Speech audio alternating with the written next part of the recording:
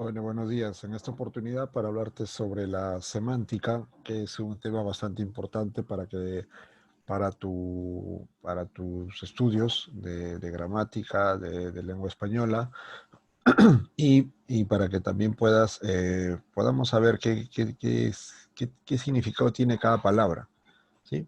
Entonces empezamos con la semántica. Eh, el término semántica es simplemente el significado de la palabra. En realidad es el estudio general del significado de la palabra, ¿no? Es una parte de la gramática que estudia el significado de las palabras, ¿no? Y dentro del estudio del significado de las palabras, nosotros vamos a encontrar diversos elementos, diversos grupos, diversos diversas formas de palabras que nosotros vamos a utilizar en nuestro lenguaje diario, ¿no? El significado siempre va a estar conformado por sus constituyentes o también pues la combinación de las palabras que nosotros podamos tener dentro de una oración.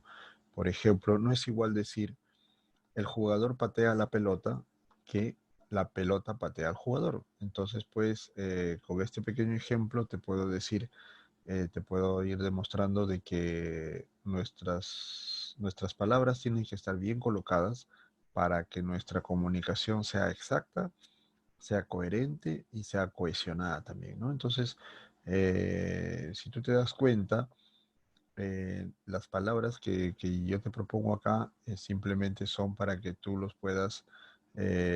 puedas ir encontrando el significado de cada una de ellas y se puedan ir construyendo una verdadera comunicación. Vamos a encontrar también dentro de la semántica el estudio de estos tres elementos que son bastante importantes. El significado está definido en un significante, o sea, la palabra, el nombre o el símbolo, y también, en cierta manera, tiene una referencia hacia algo, ¿no? Que es algo real, es una cosa tangible, es una cosa concreta, ¿no? Yo por eso en este aspecto, en esta situación te pongo que el significante es el signo lingüístico, pero también el significado con relación a la referencia es básicamente más filosófico, ¿no? Un significado filosófico. Tratar de explicar cómo está conformada una cosa, cómo está conformada la realidad, ¿no?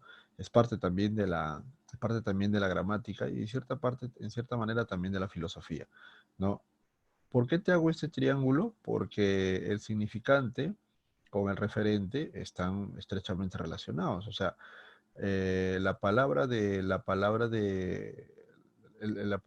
o el nombre de algo es porque existe, ¿no? Es porque existe. Por ejemplo, una mesa se llama mesa porque sabemos cómo es una mesa, porque existe la mesa. Eh, por ejemplo, decimos un libro, por ejemplo, el significante de un libro, sabemos porque en realidad existe un libro, ¿no? Ahí tenemos una referencia, ¿no? Mentalmente.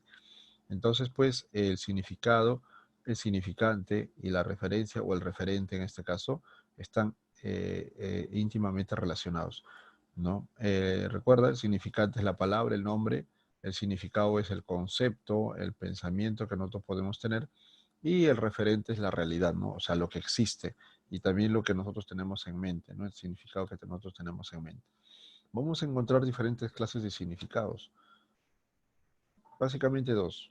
El denotativo, aquel que nosotros encontramos con un significado original, el significado que nosotros encontramos en el diccionario, el primer significado que vamos a encontrar en el diccionario, eh, normalmente está desvinculado de cualquier otro significado secundario, ¿no? Si queremos decir algo tangente, algo que existe, algo real, pues utilizamos el lenguaje denotativo.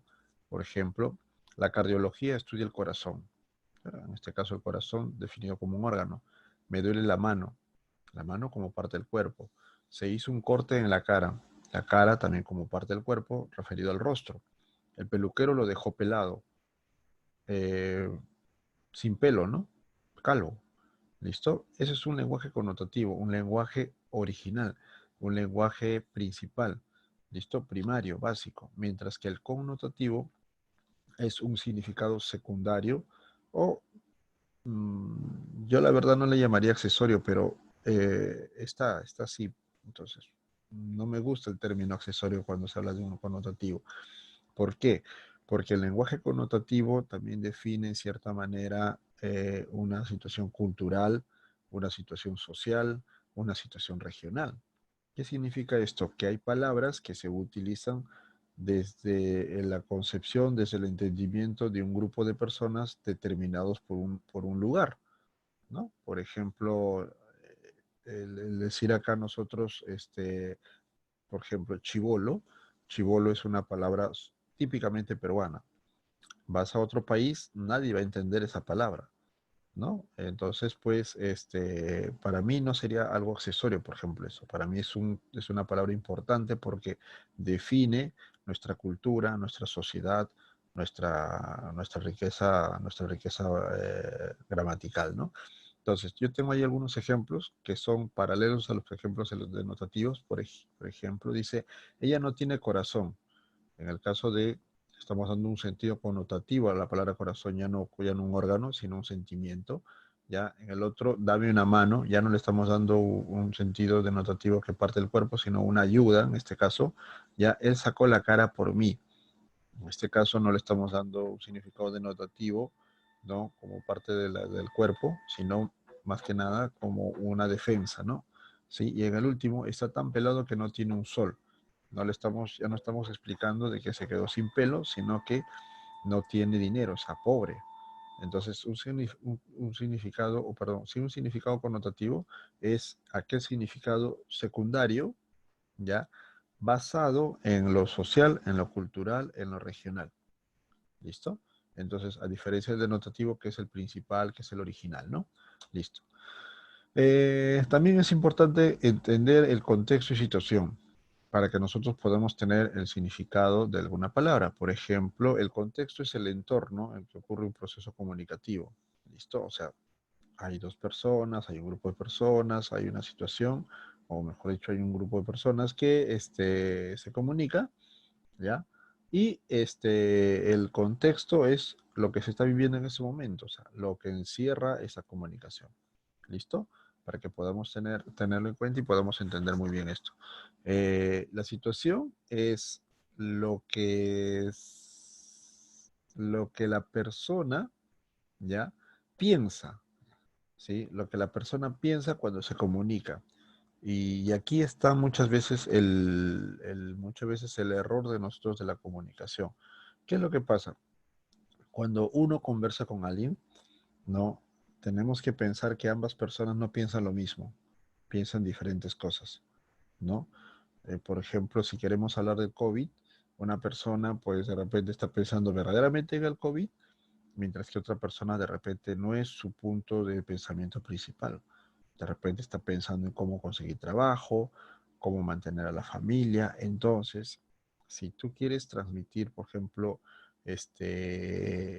un mensaje de protección contra el COVID, si la otra persona no está concentrada en el tema central que estamos hablando, pues no lo va a entender.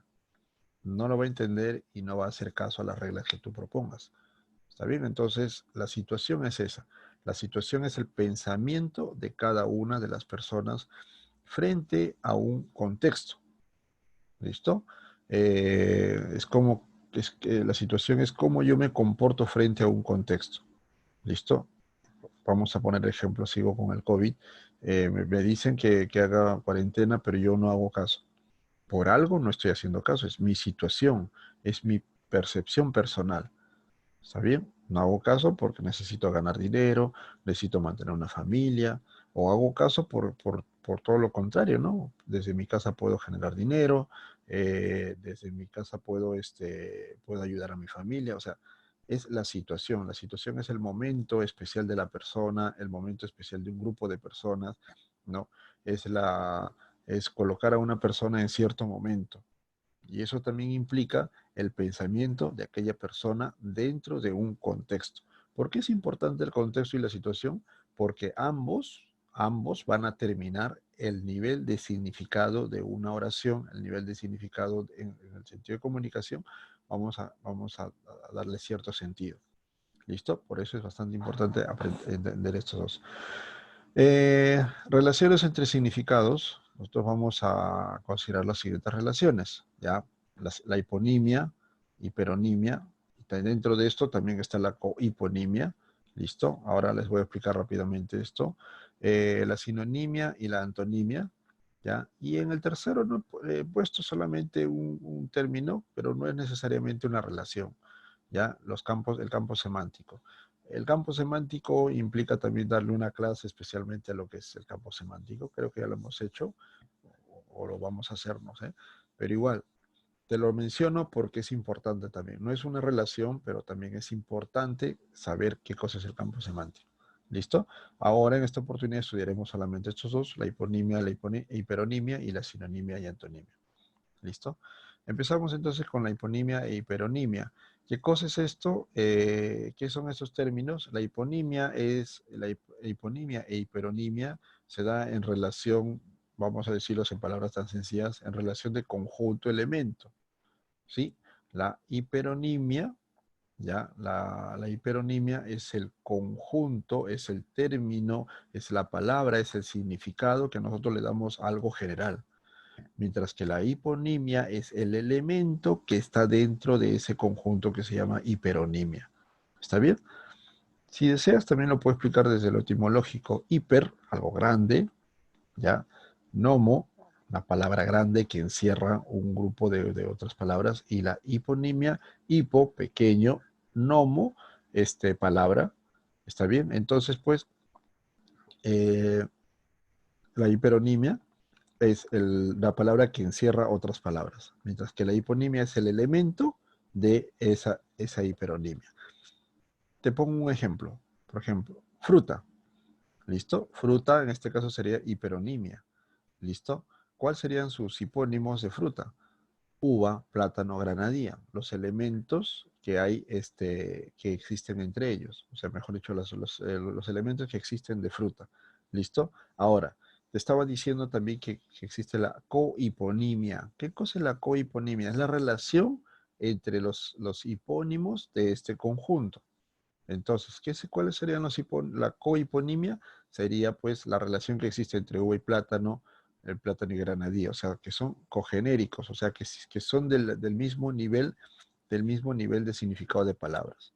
¿Está bien? Entonces, pues, eh, la hiperonimia son aquellas que tienen mayor extensión semántica, pues contienen al conjunto de palabras, ¿no?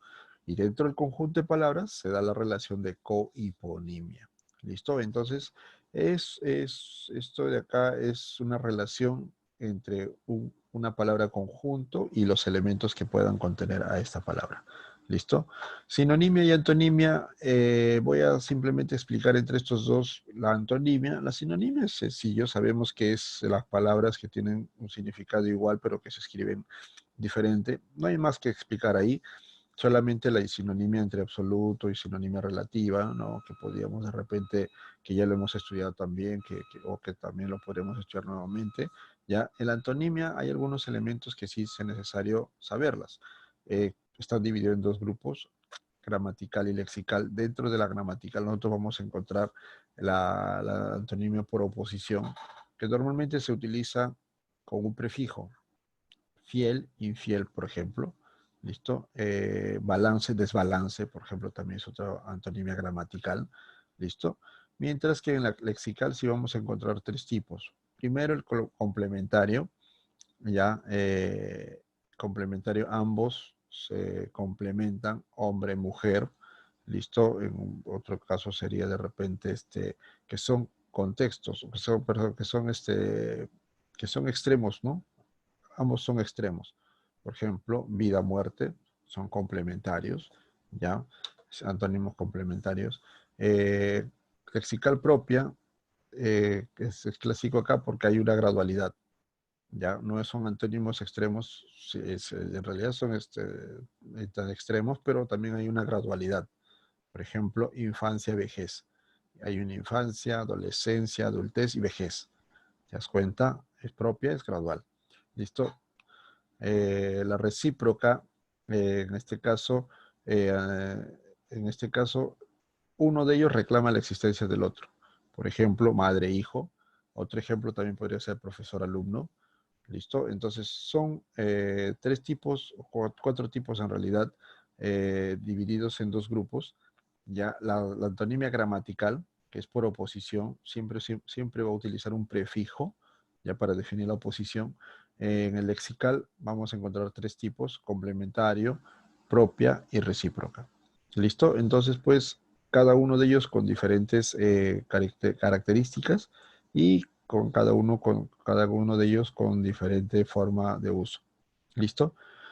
Como siempre, te pido que sigas investigando, que sigas aprendiendo cosas nuevas, que tu intuición por la investigación o tu deseo por la investigación sea algo bueno y que sea algo parte de tu vida diaria. ¿Listo? De mi parte, nada más. Nos estamos viendo ahora en la tarde en clases y te dejo para que sigas estudiando. Nos vemos. Chao.